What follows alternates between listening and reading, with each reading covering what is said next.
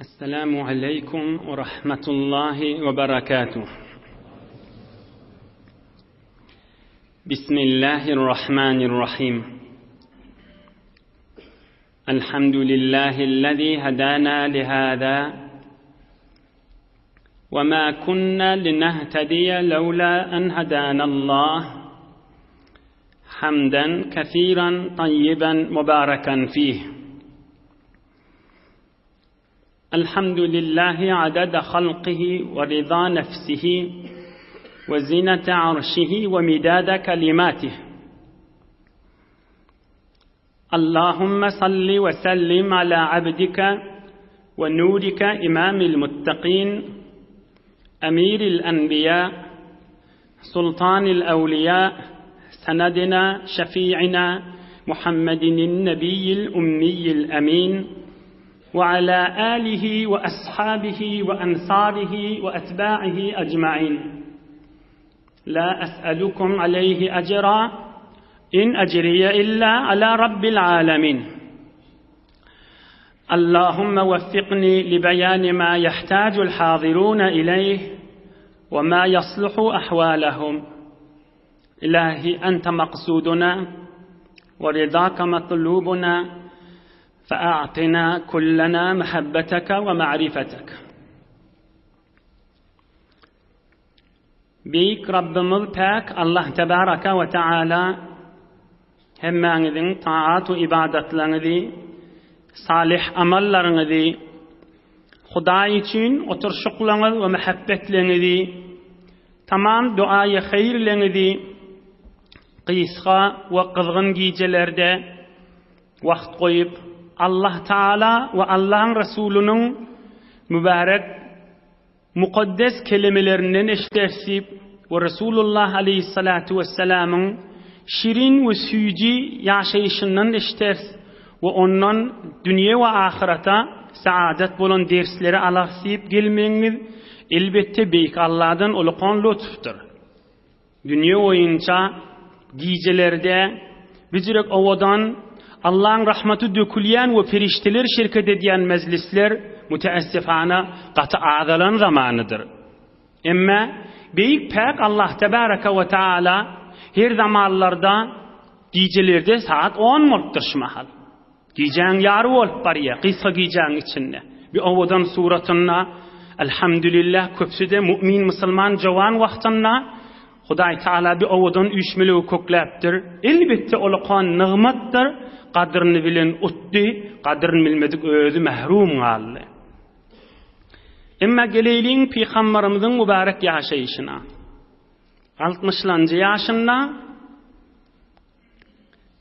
umre eda etti, umre kaza etti. 59'lu yaşında umre edecek bolanını icade vermedi Mekkan kafirleri. 60'lı yaşında şol umrun kazasını alındı. Geçen hafta pek Allah köklüdüğünden 2000 sahabası ve bir neçe zenanalar ve çağalar bilen Mekke-i Mükerreme yetipti ve harama girip bariyaka sahabalan miri koşu okuyup harama girip bariyadiler. Ama bir gecede de şol umran iyiydi. Ta umra tamam olup Resulullah Aleyhissalatu vesselam'ın bir mübarek gurrünlerini aydar. Ama şon üstünde Deslap Resulullah'ın yaşayışı umru doğru bulan vakıa var. Eğer üstünden geçtiğine geçip gidivermeli. Ama içinden ders almağa hakikat şu zamanla sana mağur bulur yali ulukon bir dersler var. İnşallah göreyli Resulullah'ın yaşayışını onun izinden almalı derslerimizi alıp da ilunumuzun içinde İslamiyet ve hak dinin izzatını Müslüman kafirin gözünü köküzmeli zamandır. Ama Peygamberimiz Aleyhissalatu vesselam inni haram Kabe'nin düğüne varmalı. Näme dilye Kabe evvelin barlarına 7 gedek tavaf edilye. Göreyli näme görürünleri var. وكان المشركون قد أطلقوا شائعة ضد المسلمين حيث قالوا وهنتهم حمى يثرب. Peygamberimizin mübarek kulağına bir haber kakıptır. Näme haber? Peygamberimiz eşitipdir. Mekkan kafirleri gürrün ediye musulmanlı marizlaptır, sırqavlaptır. Medine'de bir kızdırma dert ba, Medine'nin adamsın köplerçe kızdırma dert tutyanmış. Şol kızdırma dert musulmanları merizlidendir. Bula Mekke'den baran adamlar Medine'nin kızgınına, Medine'nin kızdırma derdine cıdan nedir? Bula marizdirla deyip Mekkan kafirlerinin bir gürrünü olupdur. Peygamberimiz de bunu eşitipdir. Ki Mekkan kafirler gürrün etdiyen musulmanlı marizdir deyip. فأمر النبي المصطفى صلى الله عليه وسلم أصحابه أن يرملوا في الأشواط الثلاثة الأول. رحمة للعالمين رسول الله عليه الصلاة والسلام sahabalarına buyurupdur. Ey sahabalarım! Tavaf edenizde Kabe'nin taşından 7 geden aylanılıyor. Deslapı üçüsünü arkanızda oklap dolanyan adına rida diyeli. Koyunda kitabına. Deslapta şon dolanağınızda sağ gerşinizin eteğinden aylan, sağ gerşiniz açık bolsun deyipdir erkek adamlara. Yaxşı qayımca dolanın deyipdir. O şon deslap aylanağınızda 3 aylağınna wara dayaw gerşiniz titretten aylanın. Biz musulmanlar dayawdırız. Biz musulmanlar hiç tat horlanak. Biz musulmanlar hiç tat bizi ecizledenak. Bizi kızdırmada tutanaqdığını kafirlere sabit edin deyipdir. Sallallahu aleyhi ve sellem. Qailan felyarawkum jildan. Sahabalarına bakıp aydıptır. Ey sahabalarım, kafirler sizi gözleyip dula, sizi dayaw görsünler şolar deyiptir. Sizi dayaw görsünler deyiptir. Bunun adına riya deyilmeyen ders var inşallah işte esasen üstünde havluqman dersini alarsın. Felyarawkum jildan. Resulullah aydıptır. Ey sahabalarım, kafirlerin gözüne pehlivan görünün deyiptir. Dayaw görünün, akık görünmän deyiptir. Yıkılıp batan görünmän deyiptir. Yine de teşvik edip sahabalarına vakıp aydıptır. Rahimallahu Teala imra'an arahumul yevme min nefsihi kuvveten. Yine Peygamberimiz qaytadan sahabalarını dayawlandırmaqdan çürüyüm aydıptır. Huday dünya ahir rahmetine salsın. Sizin hayti veriyiniz kafirlere dayaw görünseniz deyiptir. Yana bir emretti. Kafirlere dayaw görünün deydi. İzinden hay durup Resulullah can duayı hayır etiptir. Rahimallahu Teala imra'an arahumul yevme min nefsihi kuvveten. Huday rahmetine salsın. Sizin hayti veriyiniz kafirlere dayaw görünseniz deyiptir. وهذا أول رمل في الإسلام الحنيفي. دين إسلام دا أولين لونقلاب dayaw olup yortulmak şondan galypdyr. Şu mahalla umra gitsende, haja gitsende kerwanmaş ruhaniler tapşyrýanlar. Deslapy 3 aylawda dayawrak, gerşin silkemerek yortmaly diýip. Şondan galanda şol. Şu mahalla şeýlede. Deslapy 3 aylawy mezhep başımı Hazreti İmam-ı Azam Ebu Hanife radıyallahu anh Fıkh Hanafi'da Peygamberin şol buyruğundan çıkarıp alıyor. Şu mahalla deslap tavaf edende 3 gedek lonqullap yortup dayaw aylanmalı. Qala İbn Abbas radıyallahu anhuma وَلَمْنَعْهُ صَلَّى اللّٰهُ عَلَيْهِ وَسَلَّمْ اَنْ يَأْمُرَهُمْ اَنْ يَرْمُلُوا الْأَشْوَاطَ كُلَّهَا إلا الإبقاء عليهم. حديث صحيح متفق عليه. Hazreti İbn Abbas bu ummatın in Kur'an-ı Kerim'i öktüsü aydıptır. Bilýäňiz mi diýipdir Peygamberimiz fakat 3 aylawy yortun dayawdurun, öyle güýç bilen aylanyň diýdi. Sahabalarına 7 aylawda dayawdurup aylanyň diýmedi näme üçin? Sahabalarına bireme yumşaklık, sahabalarını beter yadatmacak bolup, sahabalarına beter agram salmacak bolup deyipdir. Fakat şolara kafirlere dayaw görünseniz bolýar deyip sahabalarını horlamandyr. Ey bir mudiriyeti, ey bir kuvveti akli, ey bir ruculet dayawlyk Resulullah canın, ey nagat hemme tarapdan Allah'ın akıl beripdir.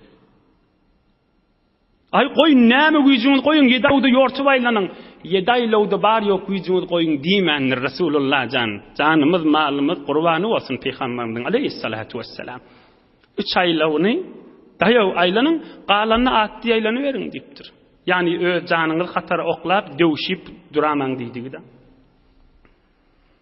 Ve her hal ve aqama Rasulullah sallallahu aleyhi ve sellem fi Mekke'tel Mukarreme 3 ayyam.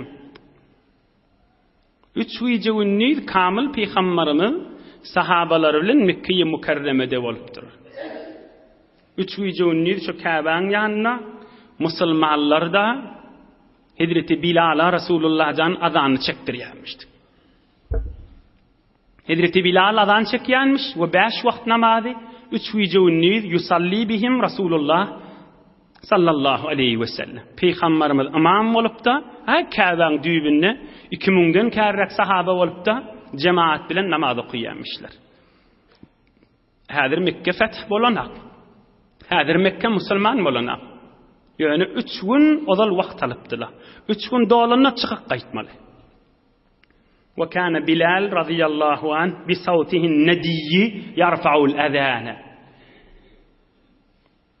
Hazreti Bilal'la özünün gat sesi bilen azan çekip Mekke-i Mukarremeň dağ we derileriniň arasynda ses aýlanyp da hulasy 3 güýjüňiz namaz okypdyrlar.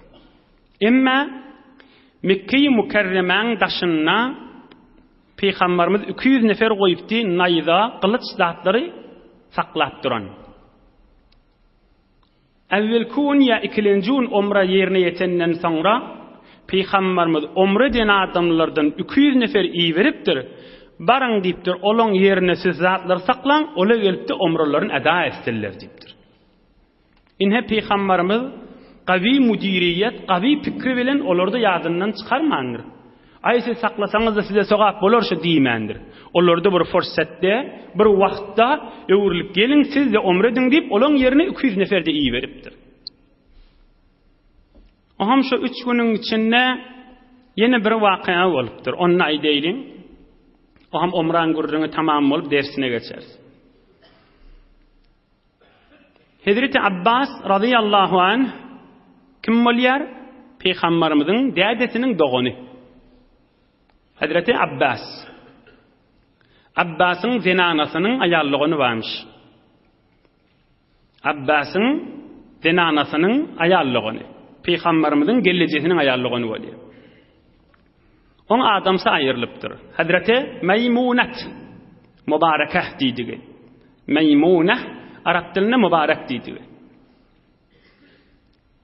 Ol adamsa aýrylypdyr, bir dul zenanamış. Özünün izdivacyny aýallygyna tapşyrypdyr, aýallygyny adamsyna aýdypdyr. Ki meseleni şonu kime jüptleseň men teýýar diýýär. Oham Peýgamberimiz de umradan çyryp gelenini Hazreti Abbas özünün zenanasynyň aýallygyny ki Peýgamberimiziň 60-njy ýaşynda ahyrky alan izdivac eden zenanasy biz musulmanlaryň ahyrky alan enemiz Peýgamberimiz bilen izdivac eden Hazreti Maymunani, Hazreti Abbas Rasulullah aleyhissalatu vesselama jüftleýär we ahyrky enemiz we enelerimizin içinde ummahatul mu'mininin içinde Peýgamberimiziň zenanalarynyň içinde ahirin Peýgamberimiz bilen izdivac eden we ahirin dünýeden geçenne enemiz Hazreti Ummul Mu'minin Maymuna radıyallahu anha. Aham 3 gün tamam bolupdyr. Aham olardan 2 nefer adam gelipdir kafirlardan.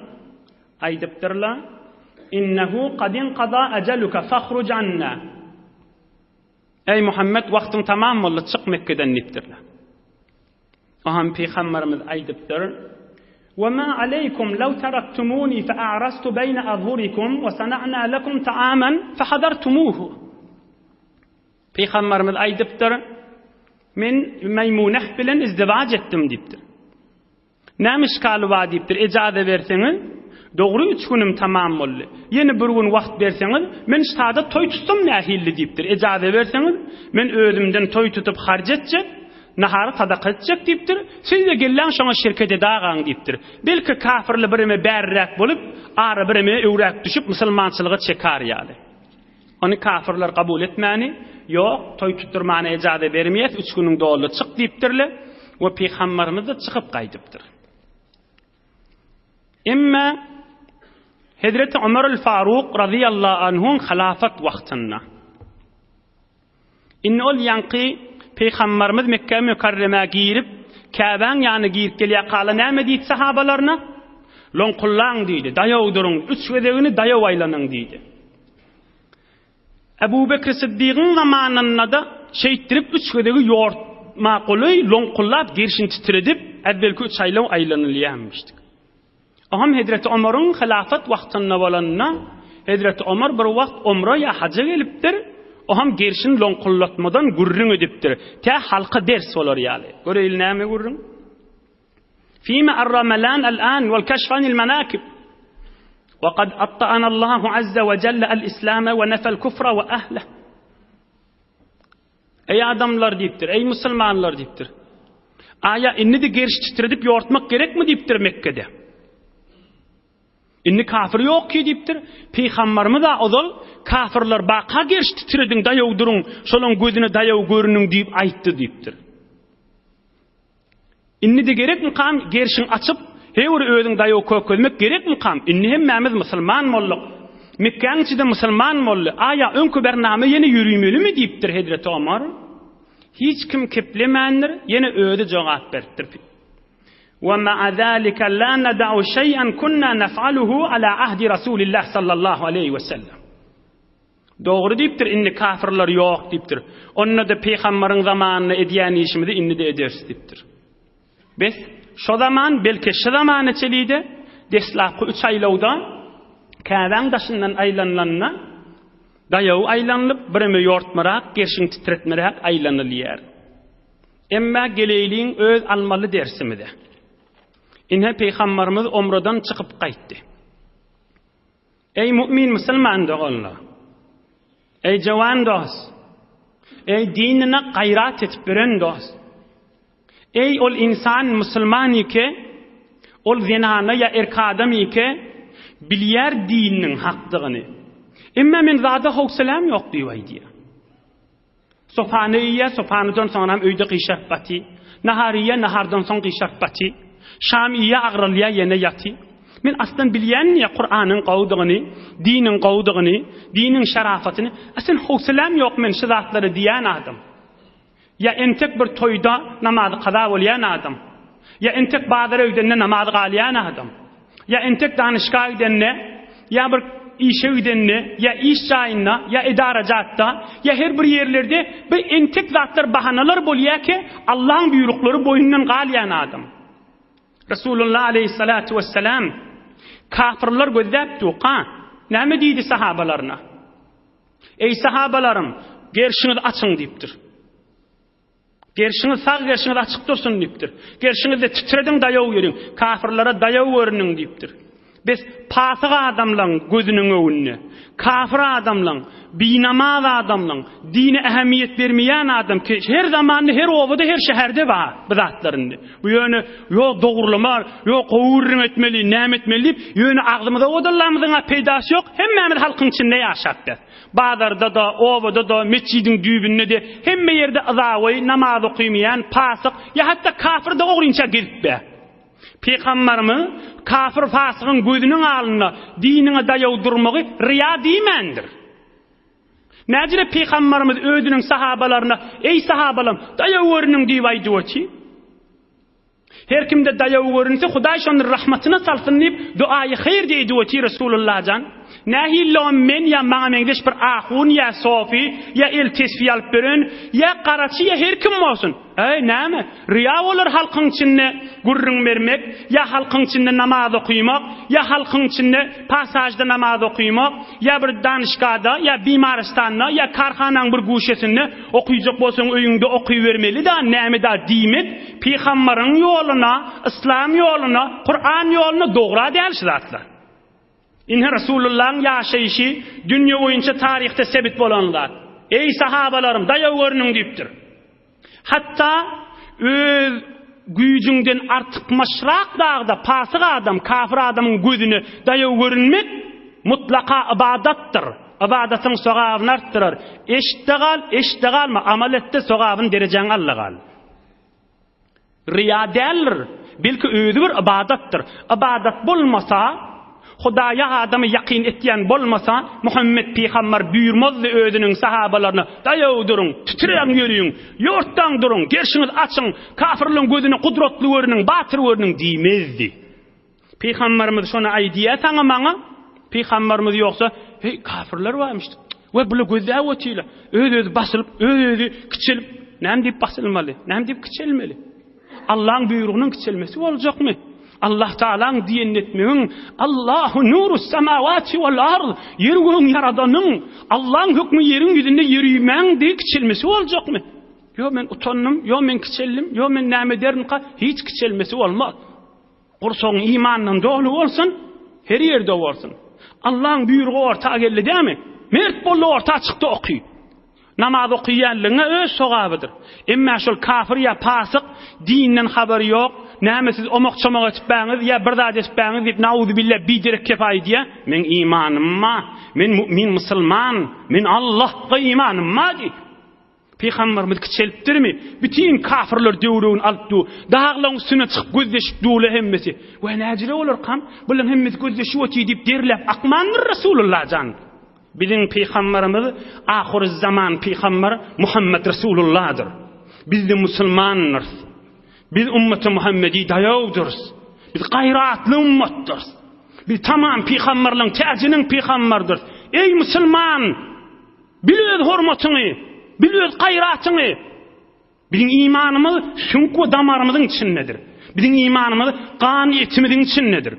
Bir adam görjekmişdik, men şondan utanjakmışdygym diýip, haçana çeli bilen namazlymyz kaza bolmaly. Haçana çeli men bir bagara gitip gelemde, ya bir toýa gitip gelemde, ya musafir etgemde bilen namazlymyz galmaly. Allah'ın buyruklary galmaly. Bir kafir adam görse, meni utanaryn diýip şo bahanalar bilen goýmaly. Delili näme? Riya mı delilligi? Göz için etmek diýelim şoňa. Näme bu hiç zat? Mun adyna zat-ı iman diýeli. Mun adyna musulmançylygyň kemçiligi diýeli. Mun adyna iman kemçiligi diýeli. Bu urnyň bir Allah'ın buyrugyna, Resulullah'ın buyrugyna bir dinne ýoklar. Ýoluň uruna hemmäňiz görýänsiňiz. Şaýatda gelýär kaňyz özüňiz anjam berensiňiz. Ýolda musafiratda ya benderden gelýän ya bir daşýaňa barýan ýolda erhili ya dostla maşinni kenarına çekip yolun uğruna namazını okuya, ne kadar gözleyen adamı nurlu bolýar, bolmaýanmyşlar. Ne kadar gözleýäňde haybaty bar, ne kadar gözleýäňde yer bilen göğüň arasyny özüniň öwüni doldurup oty namaz okuyan adam. Hatta evliyalar aýdýar, gursoklar pek adamlar aýdýar, gursoklarynyň gözleri gawy adamlar aýdýar, çölde namaz okuyan adamlar görýär, yer bilen göğüň arasyny özüniň öwüni doldurupdy, geçip boljak diýil öwünden. On evliyalar gursoklary ýakty, o gursoklary günah bilen dolmadyk insanlar görýär ony. Bu her kimde özüniň gursoklary pek bollugy üçin onu hemmäňiz ihsas edýänsiňiz. Musulman adam hakky özüniň imanyny we Allah'ın azamatynyň beraberine arasynda bolup namaz okuýanyny ýoluň uğruna şaýat okuýanyň özü ihsas etmesin. Gözläp barýan adam görünne nägat bereketi bolýar, nägat nuraniýeti bolýar, nägat haybaty bolýar şoň. Aya qabile tawsifmi şo? Ştady men aýdyp şoň owodullygyny size düşündirip bolarmy? Düşündirip bolmazmy? Her kim özü gör keyif etmeli onu. Ene ata, ya erhili, ya oğulgil, ya iki dost, ya bir minibus, ya maşin kenara çekip çık, namazını okuyupdu, ya dehret kılpdu, geçip baryakan, adamın öz imanını, qowlugy artı veriye, özün keyif ediveriyen, lezzet alıveriyen.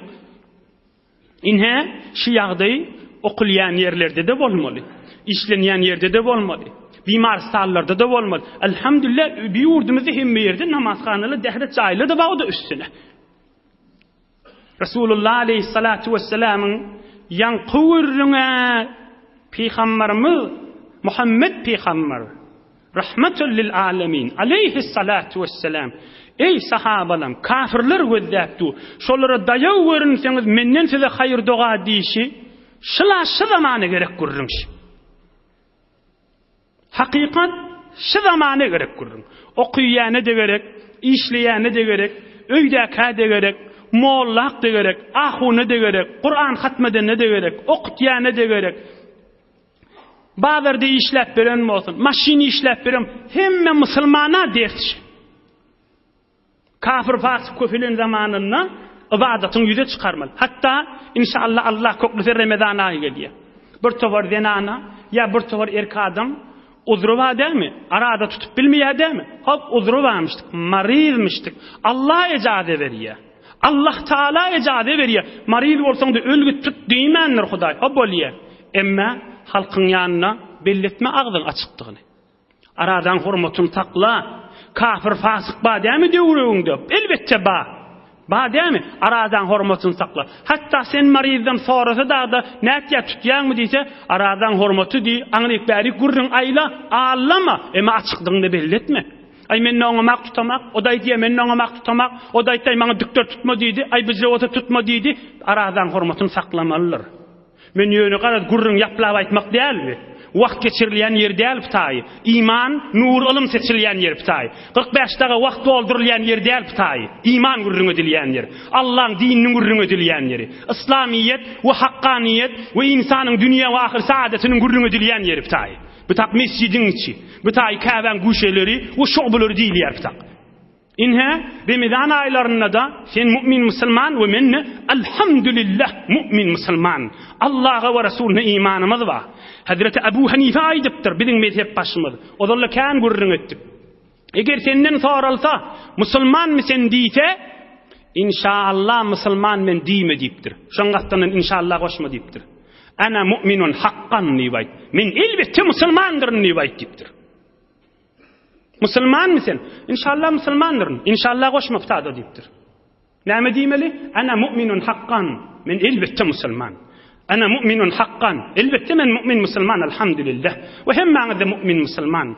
Allah'a ve Resulüne imanımız var. Kıyamete imanımız var. Yevme yekumul hisabe imanımız var. Her kim hesap kitabında turup da her kim amalına öyle görmülgüne imanımız var. Periştelere imanımız var. Kur'an-ı Kerim ve tamam kitap haya asmanilere imanımız var. Tamam peygamberlere imanımız var. Allah'dan bolan zatın hemmesine hak ve hakkanla imanımız var.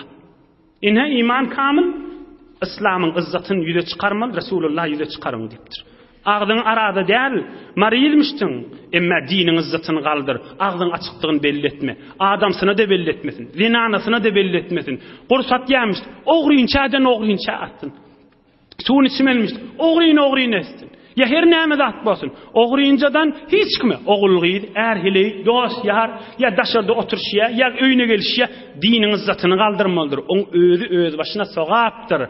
Eşittirmek bilen tutsanız utarsınız. Emme zora galan bolsa bir neçe başka bir kafir yurtlarda gaty bir müşkilin eteğinde İslam'ın izzatyny galdyryp namaz okuyjak bolsa zınnan edilip ya öldürülecek bol on meselesi juda mesele. On meselelerin odal barha açıklanıp aydyldy. Bu görürün ýöne ondan mundan utanyp ay hem klasym näme diýjek, men hem karyma näme diýeň, men halky utanýan, emme haram zat bolanna utanylmaly.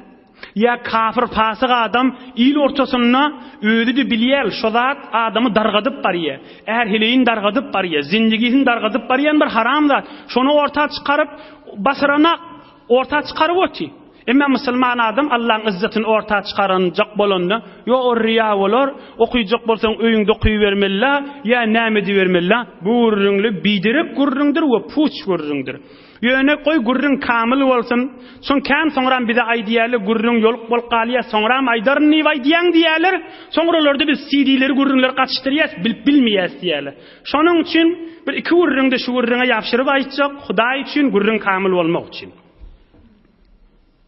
O gurrun deşi Peygamberimizden soralypdyr sahih hadisde. Gowgulatyn.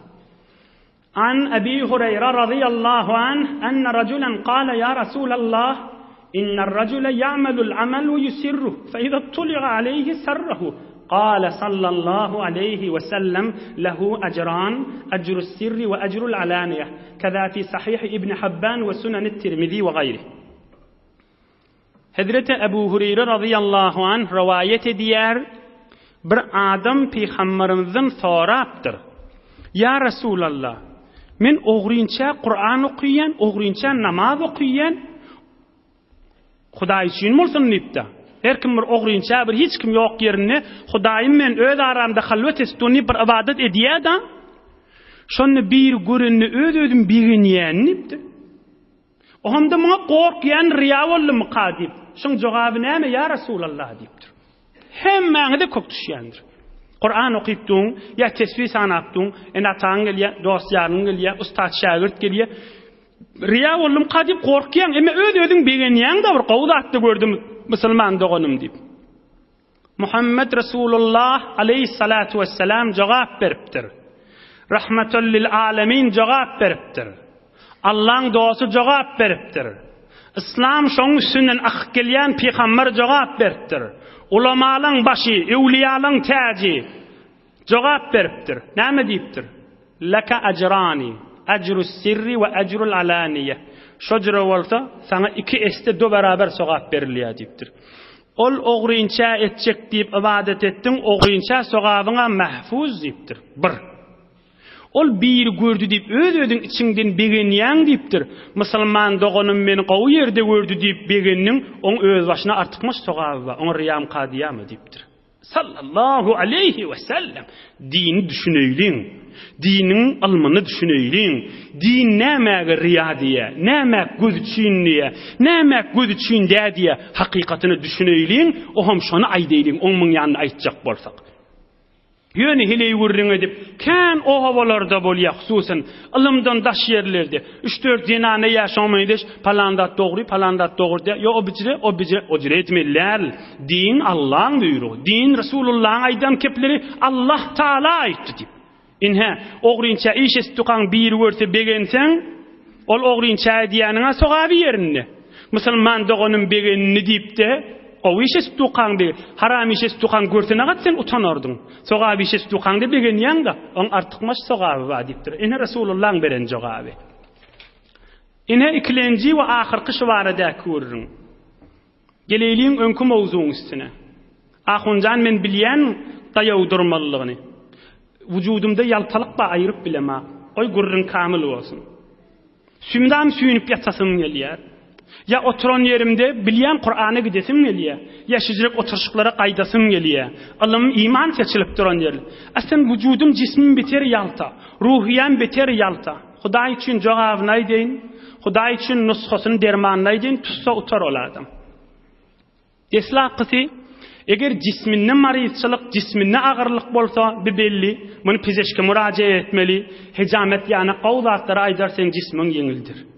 Ýok özüniň ruhiýasyna, imanyna agyrlyk görýän bolsa, bir kafir adam bir kelimeni aýtdy, girýän musulmanlyň içine. Näme kelime?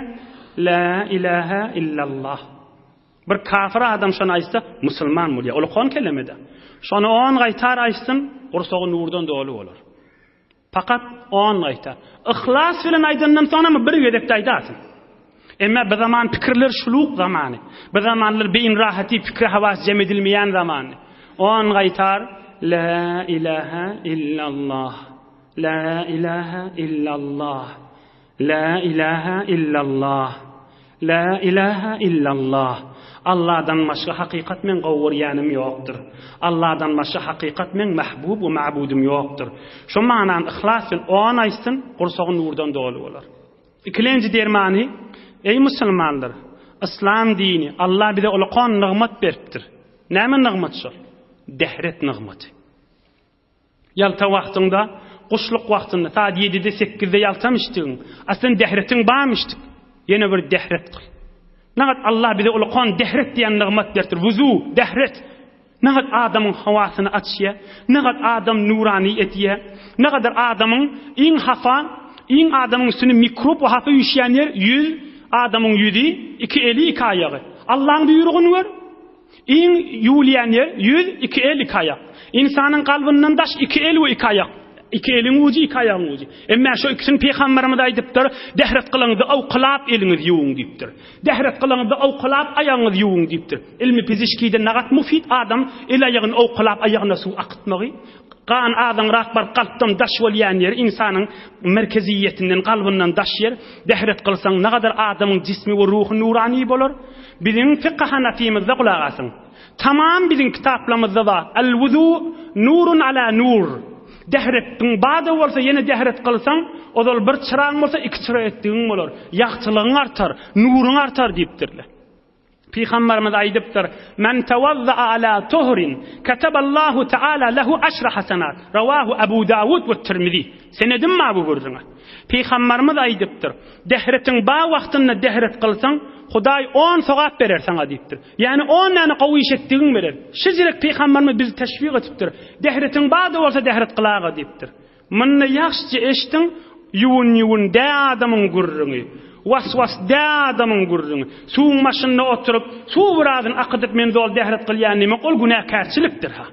Bu gurrun hamana dehretiň baýa ýok fark etmeýär. Guşluk saat 8-9. Ya ýasyň döwri, ya ikinniň döwri. Hawaň ýok. Bir dehret kıl. Dehretiň bada was ýokdy. Nagat hawaň açylar. Hiwulman bir sagat sen hawaň açar. Kän biziň ustatlarymyzdan, garry türkmen taksirlamyzdan, Gümüştefede Bayram Millahun taksir ýanyk, Posolok inşallah atalary ýanyk, garry ustadymyz Saltan Madahulla ýanyk. Ol Betjana hun Tayjana hulla ýanyk. Ya kän ustatlar Seyit Nazara hullar ýanyk. Buharada okuyan ulamalar ýetipdir. Gijeler uqlar tuturanna 1 kilometr ýol ýörüp, 2 kilometr ýortup, zähmet çekip gelip dehret kılýanmışdyklar. Dehret bada bolsa 1 saat 2 saat uqlar açyp, gaýta kitap gözläp, ilm gözläp, bir ýurtdan biz gaýtdyk, ýene ýurdumyzda ilm ekitmeliler diýipdi, zähmetler çekip gelip bir ýurda ilmlar seçipdirler. Şolarda da uqwamışdyk. Şolarda da käde ýaltalyk gelýänmişdik. Şolarda da agyrlyk gelýänmişdik. Şolarda bir ýanyk insanmışdyklar. Emma dinine gayrat etipdirler. Dinine ihlas etipdirler. Uqlar tutupduqa, gijeler saat 10 kübre galandan soňrandy. Erti namazda da turmala. Erti namazdan 1 saat önçe tehajjüde turýan adamlar. Onu da gijelerde wagtymyz boş geçmesin diýip uqlar tutulanna, aňryk bärik ýortup ýörüp de yeni dehret kılıp gelip kitaplan başında oturýanmışdyklar. Olaň bereketlerini gözden ýurdumyzda häzirçe ilmler seçilipdi. Besbelli bolýa, çekseň rahmet, ýagar rahmat. Ýalty bolmaýlyň, tömmel bolmaýlyň.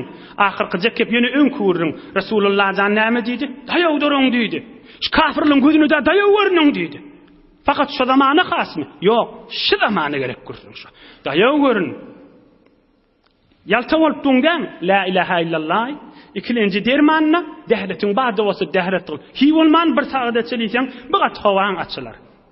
Inne buurdyňdan soň Hazreti Halid ibn Walid Seyfullah laqaba alan musulman bolýady. Onu aýtjaktym wagtlar.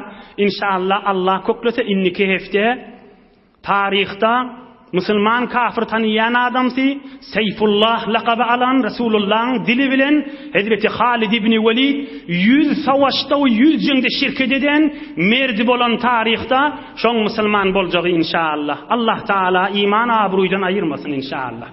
Hudaý izzetini da artdyrsın. Allah ejriňiz känden bersin. Kızgın giyce, kysga giyce de bijirek owadan suratyna gelipsiňiz, ýoldaşyňyzyň, dostlaryňyzyň eliňizden tutup mutmain bolyň. Bilýän, bilmeýän ýeriňizden Allah Taala kän bereketleri berer inşallah. Kän bereketleri zindigiňizde ýagdyrardym, ýagdyrýanlardym inşallah. Hudaý Taala maryzlarymyza şefa bersin. Musafiratda, gurbatda, hytmatda we hemme müşkilli dogalla Allah asan etsin.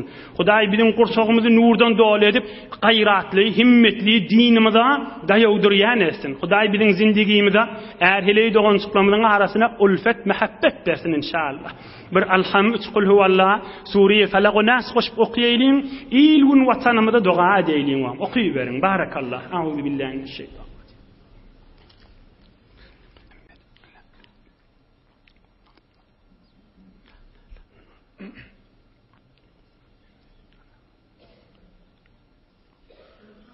سبحان ربك رب العزة عما يصفون وسلام على المرسلين والحمد لله رب العالمين. Celilahun mahfum ilahi amin. Mawlan negelliň ol ilahi amin. İlahi amin. Bir neçe hatımlar var ilahi amin. Müşkilli dogullu var diýipdir. Hatmy Kur'an-ı Kerim, hatmy tahliller ilahi amin. İlahi amin. Kan dogat diýip tapşyrallar var ilahi amin. Kabullar inşallah. İman awry ilahi amin. İlahi amin. İlahi amin.